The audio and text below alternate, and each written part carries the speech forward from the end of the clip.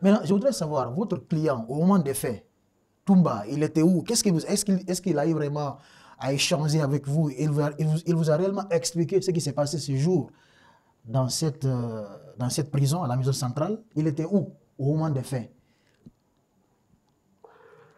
Toumba privé de tous ses droits depuis, privé de tout contact. Il n'a connu le passage de la maison, la traversée de la cour qu'à l'occasion de ce procès. C'est moi seulement, parce que Maître Lance de Sida est venu après, qui avons accès à sa cellule. J'ai travaillé avec cet homme, comme je vous l'ai déjà dit, dans des conditions difficiles, pas de climatisation. Un lit d'une place, imparfaitement raboté. Sa cellule était vraiment chaude aussi, hein? Et surchauffé, avec des punaises et autres. Sa pathologie s'est greffée. Voici l'homme.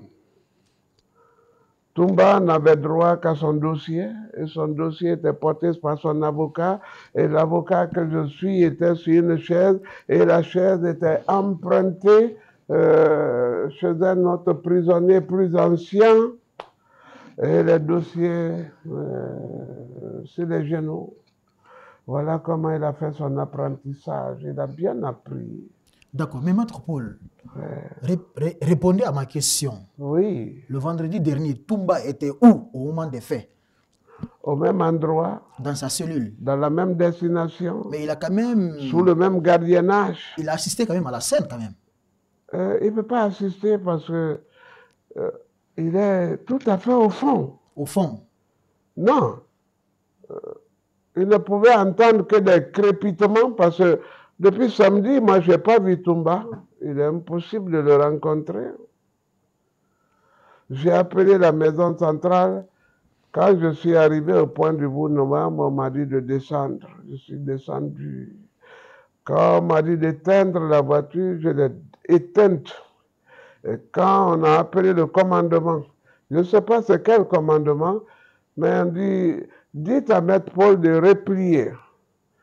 Je l'ai fait avec beaucoup d'obéissance, comme le ferait un militaire, parce que les hommes que j'ai vus étaient vraiment armés. On vous a demandé de faire demi-tour. Oui. Pour quelle raison? Pour quel motif? Non, l'accès à la ville était impossible et la maison centrale, même s'il accédait en ville, était inaccessible. À vous entendre parler, quelque part, votre sécurité n'est pas un peu menacée? Vous n'êtes pas en danger? Elle est, on m'a dit de déménager. On m'a demandé de déménager. Qui vous a demandé ça? X. X, non, mais dites-nous son nom quand même. Non, c'est bon. Non, mais allez-y. Ce n'est pas la première fois. L'État n'a pas pris au sérieux la sécurité des avocats. Et voici venu l'événement, mais moi je mourrai dans ma maison, mais je ne mourrai pas. Hein. Moi je ne mourrai pas. Je vivrai du fait des anges et de Dieu qui me protègent. Et peut-être de l'enlèvement. Hein. Moi je ne subirai pas un enterrement. D'accord. Voilà. Donc, Maître Paul Yomba, votre vie est en danger. C'est ce que vous voulez dire par là, hein? On m'a dit que je suis en danger. Mais qui vous a dit ça? Dites-nous le nom de la personne quand même, Maître Paul. J'ai eu trop d'appels. Comme qui, par exemple? Citez au moins le nom d'une ou deux personnes. Allez-y, on vous écoute. Moi, je ne mourrai pas, mais lui, il pourra mourir. Maître Paul. Oui. D'accord. Mais alors, tout ça, c'est bon. Le procès, il avance. Et le cas de Marcel. Marcel, qu'est-ce qu'il est devenu aujourd'hui? C'est comme s'il s'est rallié, il a opté pour la vérité. Depuis lors, il est tranquille. Marcel est victime d'une chose. Laquelle? C'est qu'il y a eu un pacte mystique qui a été scellé, Toumba, Marcel et Dadis. Il y a eu un repas rituel qui a été pris. À la prise du pouvoir. Foromo. Ça, c'était en 2009, Maître Paul. Oui. Il est victime de ce pacte, hein, c'est ça? Ah oui. Ah non, Maître Paul. Non, est-ce que vous pouvez comprendre? Allez-y, on vous écoute. c'est devenu un impact indélébile, ineffaçable. Même les policiers n'ont pas cette apposition sur nos cartes, parce que parfois, ça s'efface sous l'effet de la pluie. Il a eu peur de parler. Tellement la menace était sérieuse. Derrière. Et d'ailleurs, la balle que Dadis a prise était déjà un avertissement de cet homme, de ce mystique, de ce formeau. Le féticheur. Le féticheur. Voilà pourquoi il n'a pas voulu parler. Parce qu'il pensait même mourir dans la salle d'audience.